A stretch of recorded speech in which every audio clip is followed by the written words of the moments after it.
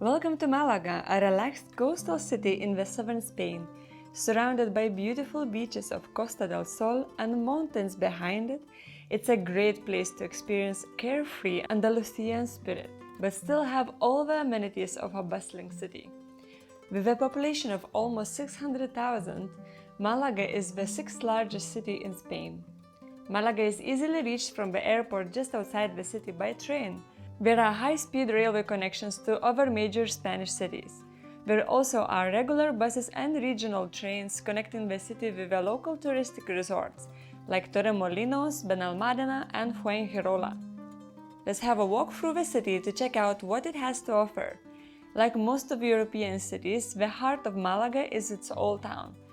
Actually, Malaga is one of the oldest cities in Europe and has seen a lot of change throughout the centuries. It was established in the 7th century BC by the Phoenicians.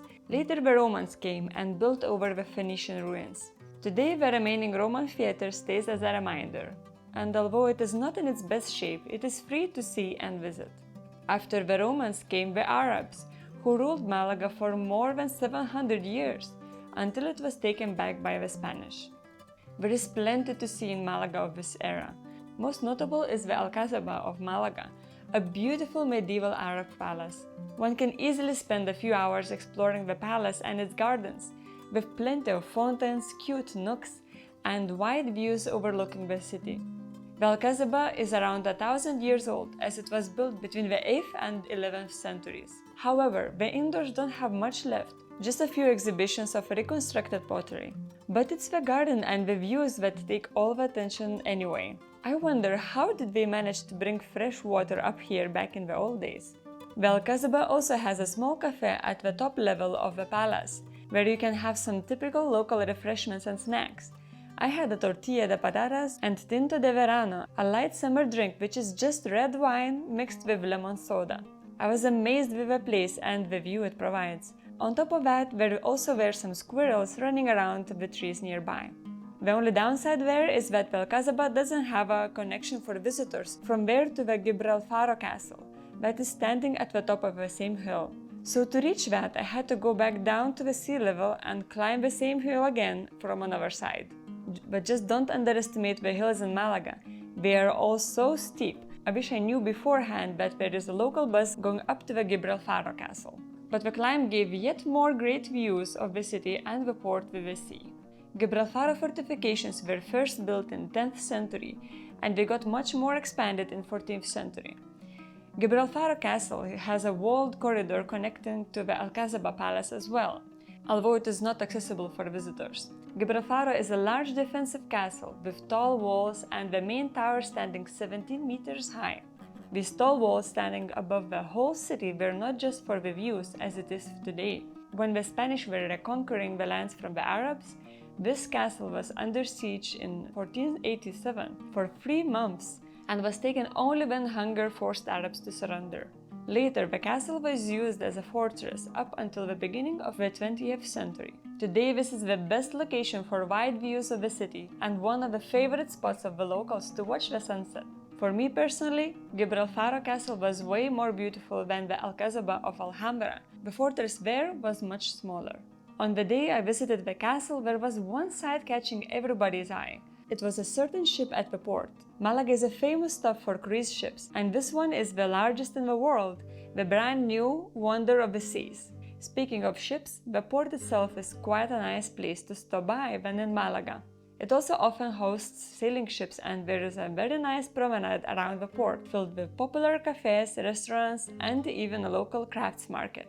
The old town is just across the street from there.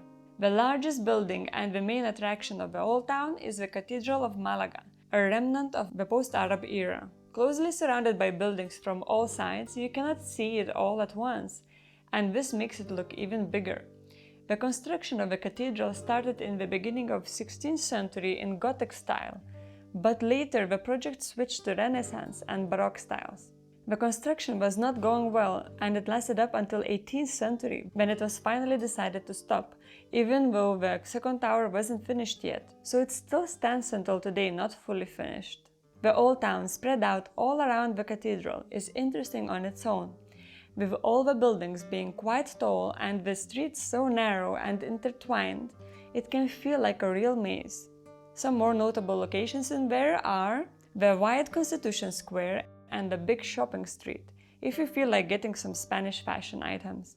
After some wandering through the tiny streets, you can also find one of the most popular sites in Malaga. Buena Vista Palace, built in 16th century in Renaissance style, houses a museum of Pablo Ruiz Picasso. Malaga was his birthplace, and he spent his early years there.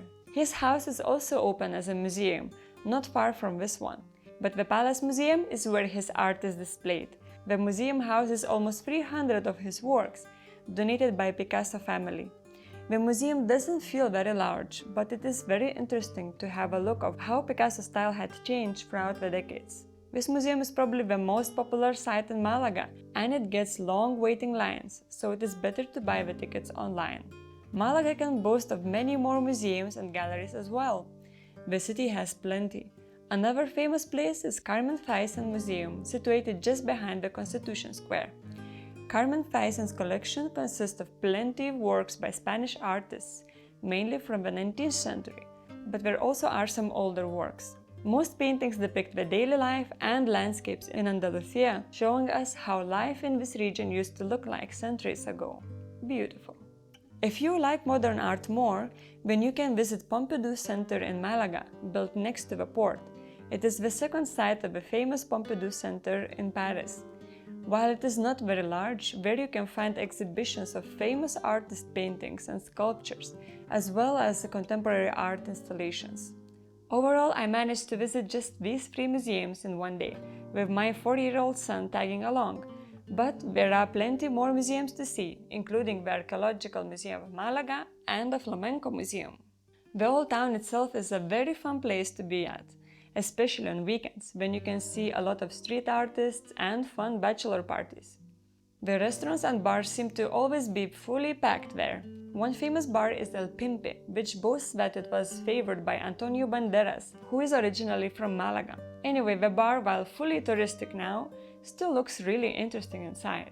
Speaking of bars, one thing not to miss in Malaga is having a hearty dose of tapas in one of the bars or a meal of freshly caught fish. I found one place that served a giant platter of mixed seafood, which was definitely too much for 3 persons. The bar culture in general is very deeply rooted in the local culture, and the waiters will do their best for you to have a great experience. The restaurants and bars here are busy and loud, and the whole eating and drinking experience can easily stretch for hours. Even at an ice cream cafe, I took longer time than expected. That is the general feeling that I get in Malaga. People take their time and enjoy things with no rush. And the ultimate place to relax in the city is the beach, of course.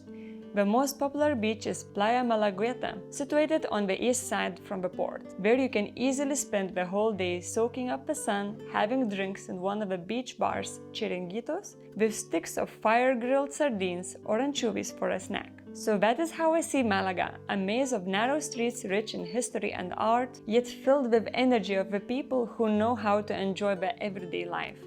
Thanks for watching.